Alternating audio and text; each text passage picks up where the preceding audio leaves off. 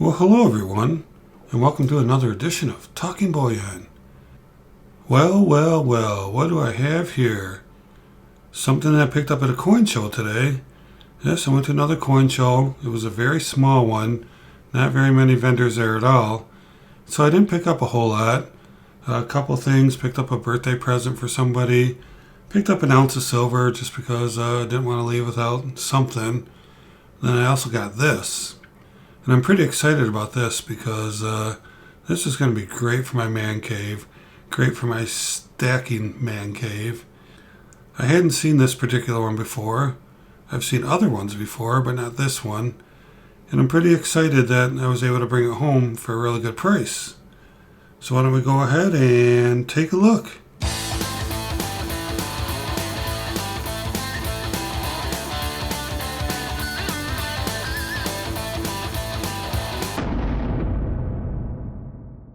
Alright, has anybody guessed it yet? Maybe a few of you have. But I'm going to go ahead and show it to you. Check it out. And let's see what I'm talking about.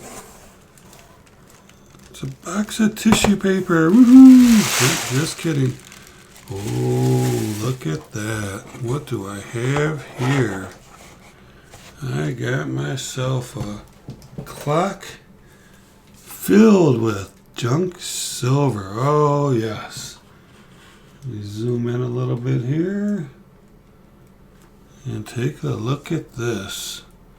It says Last United States Silver Coinage. Is that cool or what? No, I don't think the clock itself is particularly that attractive. It is walnut, and so it's got a nice wood look to it. As you can see, there's 2 halves, 2 quarters, and 8 dimes, 2, 4, 6, 8. So we got $1, 50, plus 80 cents, $2.30 face value, and 1964, 90% silver. So that's pretty cool, huh?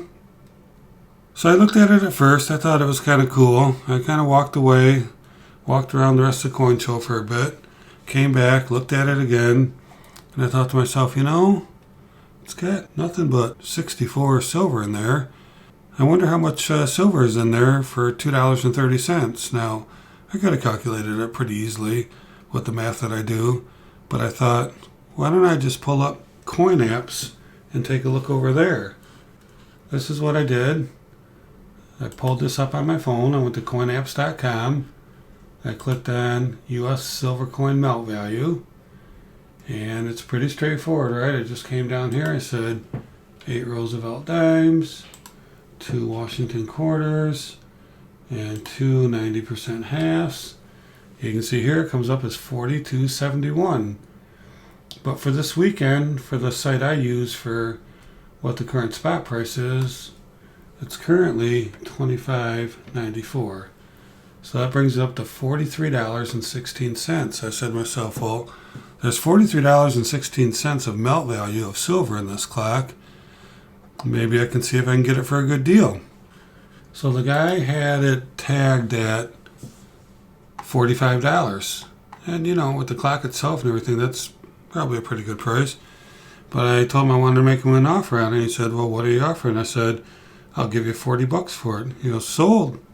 I had 2 of them. The last guy gave me $40, so I'm happy with that. I was like, well, that's great, because guess what, folks? I just got myself some junk for under spot, under melt. It's been a long time since I've been able to do that. So I'm pretty stoked about getting all this great 90% silver for under what even melt would be for it. So that's pretty cool, right? And this is all 64. I verified before I bought it that they didn't slap in some clad coins in there. And this bottom half, I don't know if you can see it or not, it's got some great toning on it. Some purples. Looks really cool. See if we can see what the back side of it looks like. Yeah, you can see it down, well, not really on the camera. But it's all purpley and stuff down into there. So the rest of them are in pretty good shape. Not a whole lot of toning on them. So yeah, so what do you think? Got that for a good price, huh? I was pretty stoked about that. I don't know much about the company. If we look at the box, on the box it says M-K, Brownstown, Indiana, numismatic clock. And over here it says number 72, executive walnut. So that must be the style and the color, or the wood that it was made out of, right? So I did a little bit of research trying to find out, M-K and what they were all about. Didn't come up with a whole lot, except for the fact that it looks like M-K is Marion K. And now the only thing I can find reference to is that they're a spice company.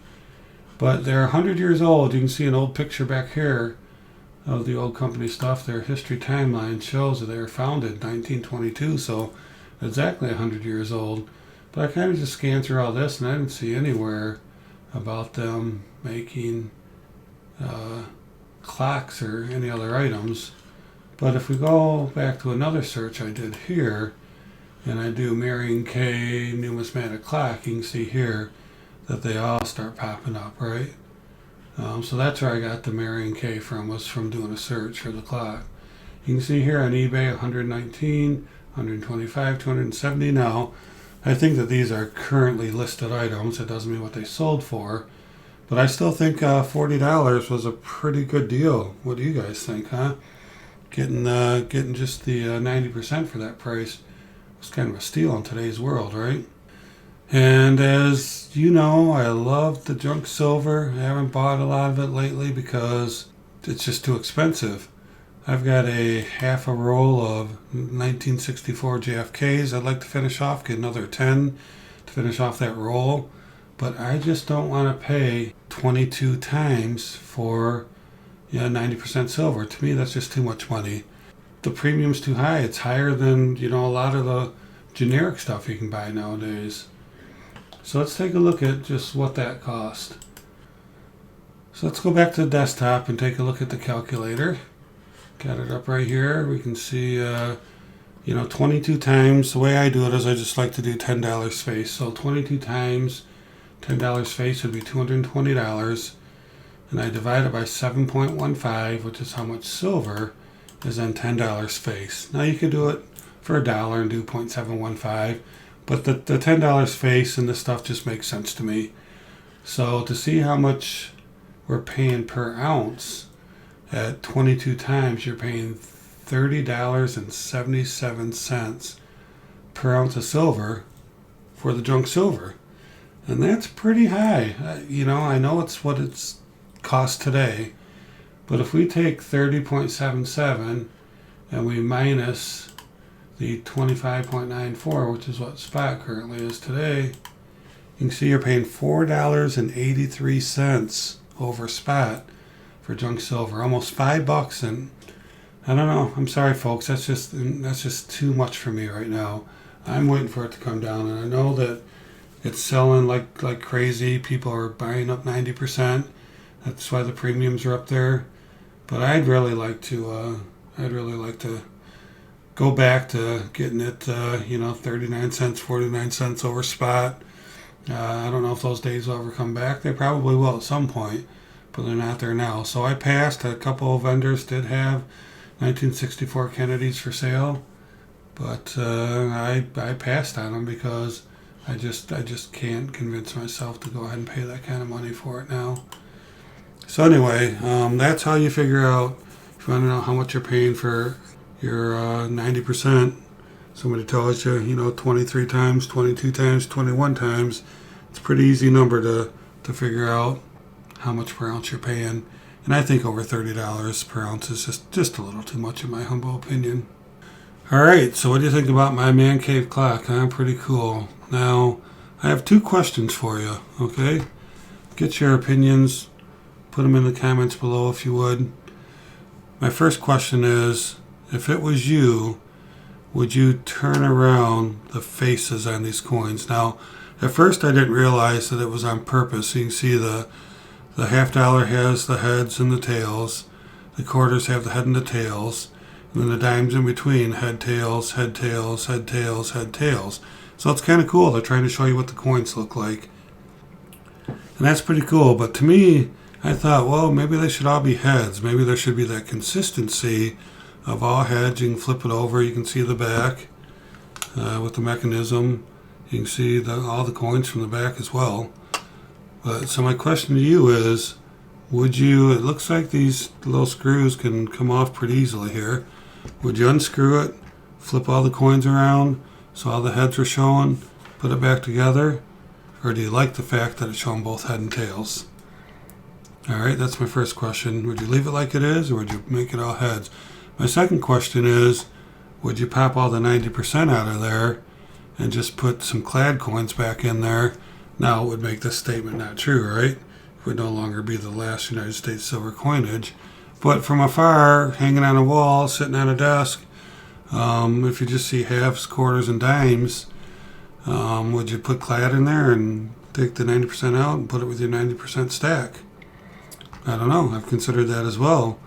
But what would you do? I'm probably going to leave the 90% in there just because it's really cool and it's what it's all about, right? I don't think we're going to be able to hang it very well because it's really meant for sitting on a desk. Now it does have something here. I'm not really sure. This has a hole in it. Maybe you would, put a hook on the wall and come around, go up. I'm not really sure what they're hoping happens with that. But probably could come up with something to put it on the wall. I'd prefer to hang it on the wall because of it's a clock, right?